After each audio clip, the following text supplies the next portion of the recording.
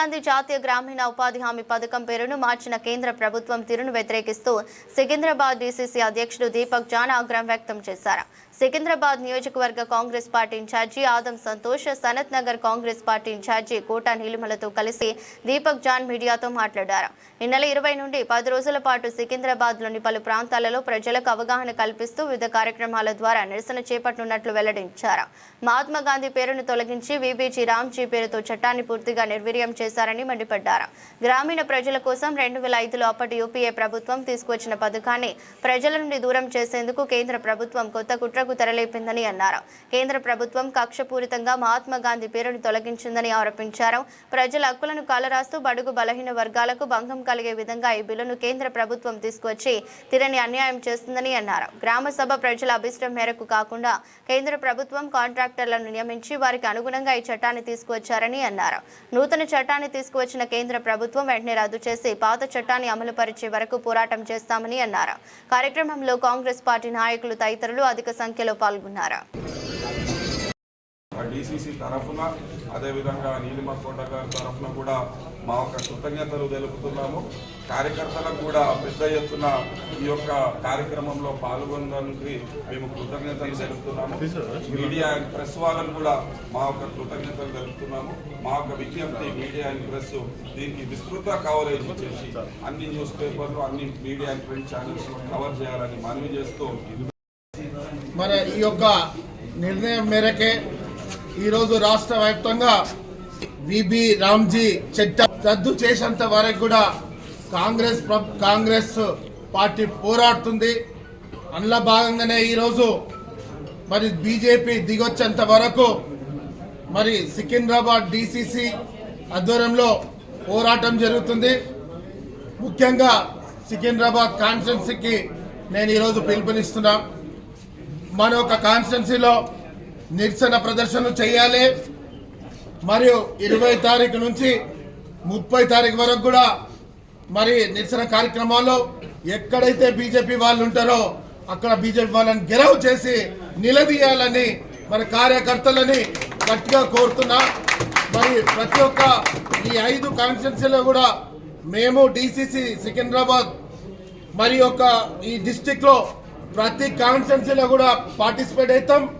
అందరం కూడా బీజేపీ కార్యకర్తలను కానీ బీజేపీ నాయకులను కానీ మీరు తీసుకున్న డిసిషన్ వల్ల పేద ప్రజలకు ఈ రాష్ట్రంలో నష్టం జరుగుతుంది. కాబట్టి మేము మిమ్మల్ని నిలదీస్తాం.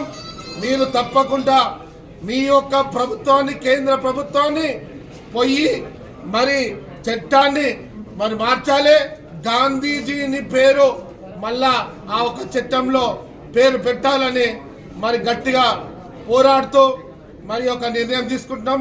ఈ 10 రోజులు మాత్రం ఖచ్చితంగా ఈ యొక్క 5 కాన్స్టిట్యున్సీలో పూర్తిగా బీజేపీకు నిరసనలు బీజేపీ వాళ్ళు ఎక్కడుంటే అక్కడ గెరావ్ చేసి నిరసనలు తెలియజేస్తున్నాం.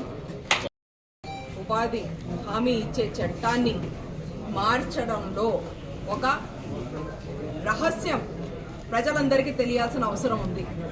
అంబానీ అడానీ సర్కార్, బీజేపీ సర్కార్ ప్రజల భూముల్ని గరీబోళ్ళ శ్రమని కార్పొరేట్స్కి ప్రైవేట్ కాంట్రాక్టర్స్కి ఇవ్వడంలో ఇది ఒక పార్ట్. ఏ రోజైతే గ్రామీణ ప్రజలుకి అక్కడ ఉపాధి ఉండకుండా ఉంటుందో వాళ్ళు ఆ గ్రామాల్ని వదిలి వాళ్ళ భూముల్ని వదిలి బయటికి వెళ్లాల్సి వస్తుంది. ఇలాంటి సిటీస్కి రావాల్సి వస్తుంది. మరి ఆ భూములు ఎవరికి ఉన్నాయి? ఈ ప్రశ్నకి ఆన్సర్ మనందరికీ తెలుసు. క్రితం 10 ఏళ్లగా దేశంలో ఎన్నో వనరులు, ఎన్నో రిసోర్సెస్, ప్రత్యేకంగా భూములు ఎవరికి ఇవ్వడం జరిగింది? బీజేపీ సర్కారు కార్పొరేట్స్కి, అంబానీ అడానీస్కి. కాబట్టి ఇది కూడా దాంట్లో ఒక పార్ట్. అందుకనే కాంగ్రెస్ పార్టీ సామాన్య జనులకు హక్కులు ఇచ్చింది. బీజేపీ పార్టీ ఆ హక్కుల్ని తీసేసుకుని కార్పొరేట్ వాళ్ళకి, పెద్దవాళ్ళకి, బీద వాళ్ళని బానిసలు చేసే ప్రయత్నం చేస్తుంది.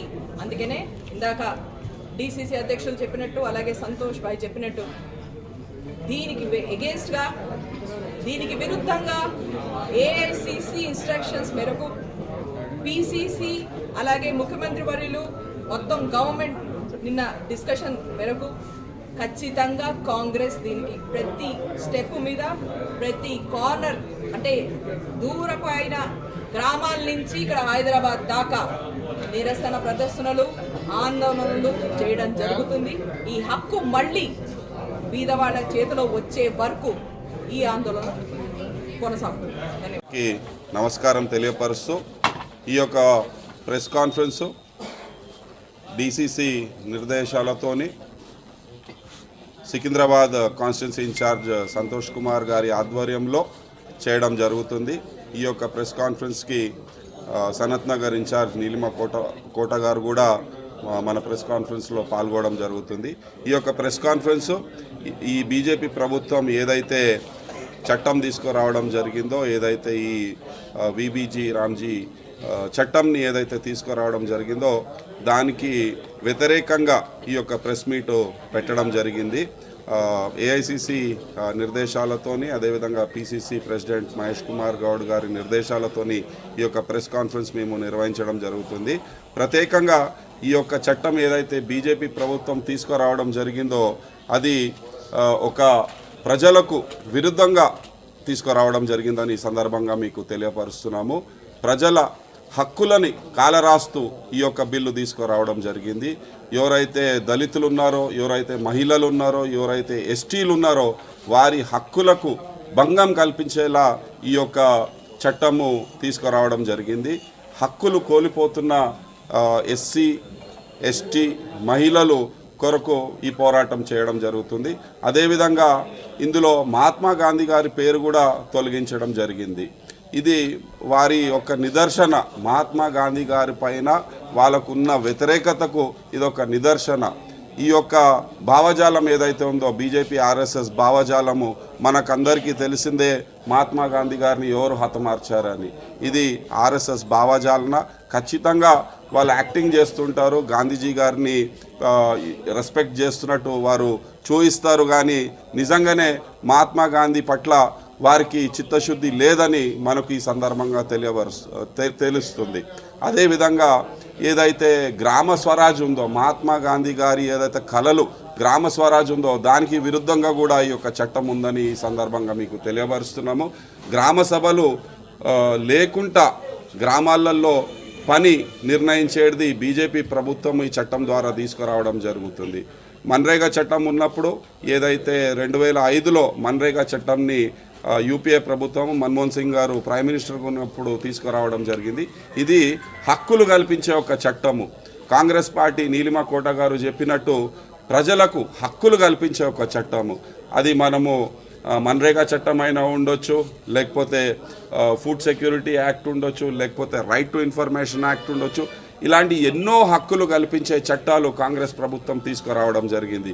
కానీ బీజేపీ ప్రభుత్వము హక్కులను హరించే ఒక కార్యక్రమము చేస్తున్నది అని ఈ సందర్భంగా మీకు తెలియపరుస్తున్నాము. ఈ సందర్భంగా మనకు చాలా క్లియర్గా కనబడుతుంది.